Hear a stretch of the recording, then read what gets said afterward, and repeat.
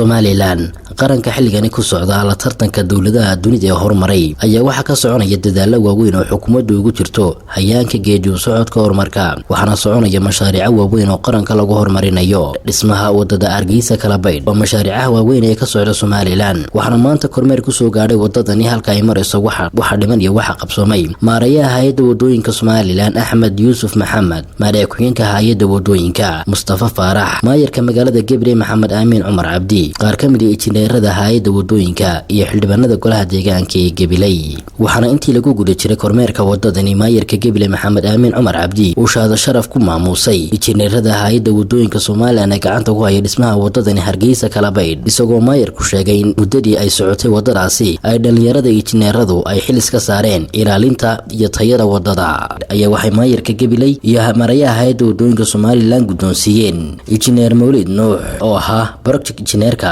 gacanta ku haya dhismaha wadadani Hargeysa kala baydh ugu horreyn waxa halkaas ka hadlay injineer Mawlid oo ka warbixiyay wadadan halka ay marayso mashruuca Hargeysa kala baydh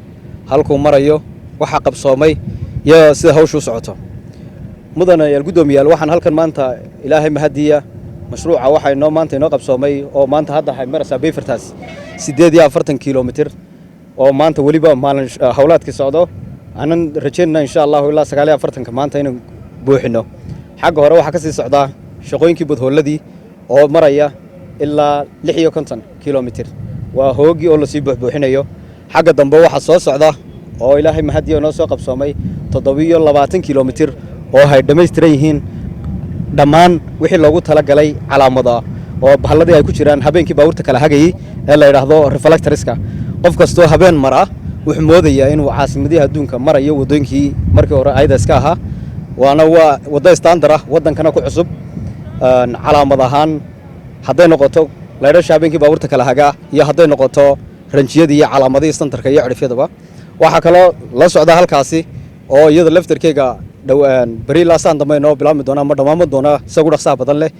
calaamadihii signboardadii ahaa meelaha bilaadanku ka gudbayaan iyo dadku ka gudbayaan iyo meelaha xooluhu ka gudbayaan iskuulada meel walba wixii boorarkii tilmaamayay ayaa iyaga laftarkooga la soo taagi doona waxa halkan guulahan ku gaadhnay ka qaran ahaan iyo koomad ahaanba inaanu dhamaystirno maanta 50 kilomitir oo dhow ay ka dhiman yihiin 1 kilomitir waxaan rajaynaynaa insha Allah mashruuca inta ka hadlayna inuu dhamaan doono baan rajaynaynaa insha Allah ta'ala soo kale waxa halkaas ka hadlay qaar ka mid ah xildhibaanada golaha deegaanka degmada Gabiley oo soo dhaweeyay wadadani iyo halka ay marayso wadadaas oo Hargeysa kala baydh gobolka iyaga Gabileyna si wanaagsan aan maxay hay'adaha wax noogu tartay waxaanu leenahay intii ka qayb gashay oo hay'adaha dhanba waan ugu mahadnaqaynaa waxaanu leenahay waxaanu aragnaa tayadeeda indhaha macallina ishaadu waxay aragto baad wax ka sheegtaa marka waxaanu aragnaa inay tahay wada wanaagsan oo aad u fiican halkan waxa ka socota shaqo aad u ballaaran oo kormeer annaguna ugu nimid hadii aan nahay golihii deegaanka ee Gabiley oo aad u soo dhaweynayna sida wanaagsan loo shaqeynayo aad iyo aad baan ugu mahad celinaynaa injineeradii hawshan waday oo kulley la guddoonsiin doono kulley sharaf aan guddoonsiin doono injineerada halkan ku hawlanaa si wadadaasi Hargeysa kala baydh ay u noqon lahayd wada tayo leh quality leh oo ina noqon wado saas loo dul dhigo bariba ka daba duubanta injineeradiisa ugu hawlanaa hariya habeen u taagnaa juhdiga farabadan galiyay aad iyo aad baan ugu mahadnaqayaa waxa dhiman oo maanta mashruuci ka gaadhay intii u darnayd intaana waxaanu halkan baaq uga diraynaa u maareeyihii nagala jooga waxaan leenahay xukuumadda Jamhuuriyadda Somaliland gadwadeenka ka yahay mudane Muuse Biixi Cabdi intii u darnayd baa hadhay hadaan reer Gabiley nahay xildhibaanadii golaha deegaanka gobolka Gabiley madaxweyne aday ku sugaysaa wadadaasi sida ugu dhaqsaha badan lana in wadada quruxda badan lisaana ay ula jaan qaado soo kale waxa halkaas ka hadlay maayirka magaalada Gabiley Maxamed Aamin Cumar Cabdi maayirka ku-xigeenka hay'adda wadooyinka Mustafa Faarax iyo maareeyaha hay'adda wadooyinka Axmed Yuusuf oo ku dheeraaday muhiimadda ay wadadani u leedahay qaranka waxaana mas'uuliyiinta ay u mahad celiyeen hay'adda Hona Globe iyo GIZ waxaana ay yiraahdeen maareeyaha iyo maareeyaha ku-xigeenka iyo saraakiisha hay'adda wadooyinka oo kormeer ku yimi wadadan Hargeysa kala baydh oo muddo runtii hawsheedu socotay maareeyaha aad iyo aad baan idinka mahad celinaynaa sida wanaagsan ee uga warhaysaan wadadan iyo mashruucan ee xogogaalka aad ugu tihiin meesha ay marasana runtii aad iyo aad baan ugu faraxsanahay oo nu soo dhaweynaynaa wadadani waxay ka mid tahay wadooyinka ugu isticmaalka badan Somaliland qaranka muhiim bay runtii u ahayd in wadadan la sameeyo aad iyo aad baan mar labaad iyo mar saddexaadba runtii ugu faraxsannahay maantana meel wanaagsan bay noo maraysaa hay'adda GIZ waynu uga mahad celinaynaa taageerada ayna siisay shirkaddana waynu u mahad celinaynaa Hono Group ee gacanta ku haysa halkan marka laga yimaado kormeerka mudana maareeye waxaanu anagu ka golo deegaan ahaan aanu ugu talagalnay wadada inta shaqadeedu socotay in badan bay gobolka laga soo bilaabo caabudle ilaa halkan aynu maanta joogno intaaba waanu ka warhaynay xogogaal baan runtii u siinahay wadadaasi tayadeeda iyo wanaageega runtii aad iyo aad baan ugu qanacsannahay wadada quruxda badan leh ee tayada leh runtii waxa tacabkooda geliyay oo quality-ga runtii inay yeelato 24 saacadoodba heegan waa nimanka dhalinyarta injineerada ee xafiiskaaga ka tirsan oo adiguna runtii maareey xogogaal u tahay waa laga yaabaa shacabku inay diirka cad iyo baynu yar aaminsan oo maalinta ninka cad yimaaduun ay yiraahdaan jarbalkiiba sidaa yeelay wadadan shaqadeeda